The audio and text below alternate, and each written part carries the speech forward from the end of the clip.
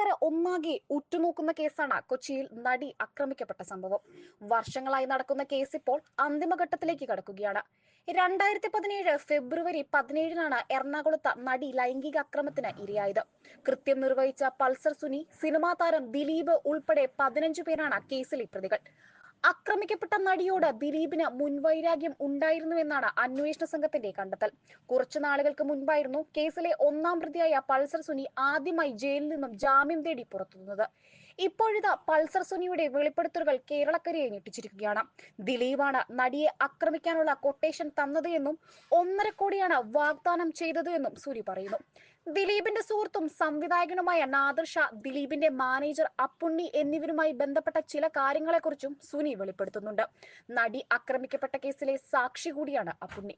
Nadir Shah ബുദ്ധിപരമായി കൈകഴുകിയെന്നും Pulsar Suni പറഞ്ഞു. പുള്ളിക്ക് പേടിയുണ്ട്, ഒന്നും പറയാനും പറ്റുന്നില്ല, തീരുമാനമെടുക്കാനും പറ്റുന്നില്ല എന്ന അവസ്ഥയിലാണ് നാദിർ ഷാ നിൽക്കുന്നത്.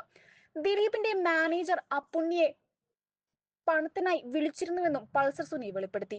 വിളിച്ചപ്പോൾ നീ എന്താണെന്ന് വെച്ചാൽ ചെയ്, നമുക്കൊന്നും അറിയില്ല എന്ന മട്ടിലാണ് അപ്പുണ്ണി സംസാരിച്ചതെന്നും സുനി പറയുന്നു. ഇക്കാര്യം താൻ വിജീഷിനോട് പറഞ്ഞു.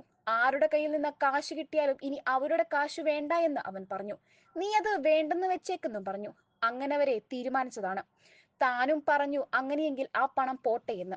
അന്ന് പുള്ളിയോടുള്ള ദേഷ്യവും ഇങ്ങനെ ചെയ്തല്ലോ എന്നുള്ളതുമൊക്കെ കൂടി വന്ന് ഭ്രാന്ത് പിടിച്ചു.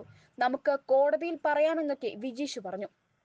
അങ്ങനെയിരിക്കുമ്പോഴാണ് അന്വേഷണത്തിലൂടെ ഓരോന്ന് ചികഞ്ഞ് പുറത്തു വരുന്നത്. പിന്നെ ഞങ്ങൾ പിടിച്ചു നിൽക്കാൻ നോക്കിയില്ല. തന്നോട് പോലീസ് പലതവണ ചോദിച്ചിട്ടുണ്ട് ഇതിന് പിന്നിൽ അയാളാരാണ് എന്ന്. അപ്പോഴൊക്കെ അയാളോ എന്ന് പറഞ്ഞ് താൻ ഒഴിവാക്കി വിട്ടതാണ്. ഉറക്കത്തിൽ നിന്ന് വിളിച്ച് എഴുന്നേൽപ്പിച്ചൊക്കെ ചോദിക്കും. അതൊക്കെ കഴിഞ്ഞിട്ടാണ് ഈ ചതി പറ്റിയത്. അതിനുശേഷമാണ് ആ കത്ത് വരെ എഴുതിയത്. ഒരു വാക്ക് നമ്മുടെ കയ്യിൽ നിന്ന് കിട്ടാൻ പോലീസ് ശ്രമിക്കുമ്പോഴും അയാളെ അത്ര സേഫാക്കി. പോലീസ് ഇടിച്ചിട്ടും പറഞ്ഞില്ല.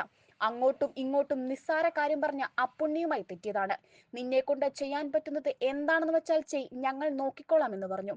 കുറച്ച് നിങ്ങൾ കാത്തിരിക്കുക, നിങ്ങൾ ഇറങ്ങിയിട്ട് നോക്കാമെന്നൊക്കെ പറഞ്ഞാൽ മതിയായിരുന്നു. നമുക്ക് ഒന്നും പറഞ്ഞു തരാൻ ആരുമില്ല. ഇവരല്ലേ വിളിക്കുന്നുള്ളൂ. ഇത്രയൊക്കെ ഇവരെ സേഫ് ആക്കിയിട്ടും ഇവർ ഇങ്ങനെ കാണിക്കുമ്പോൾ നമ്മുടെ മനസ്സ് മാറിപ്പോകില്ലേ? അപ്പുണ്ണി സംസാരിക്കുമ്പോൾ ദിലീപ് തൊട്ടടുത്ത് ഇരിക്കുന്നുണ്ടാകും. അല്ലാതെ സ്വന്തം തീരുമാനപ്രകാരം അപ്പുണ്ണി അങ്ങനെ പറയില്ല എന്നും പൾസർ സുനി വ്യക്തമാക്കി.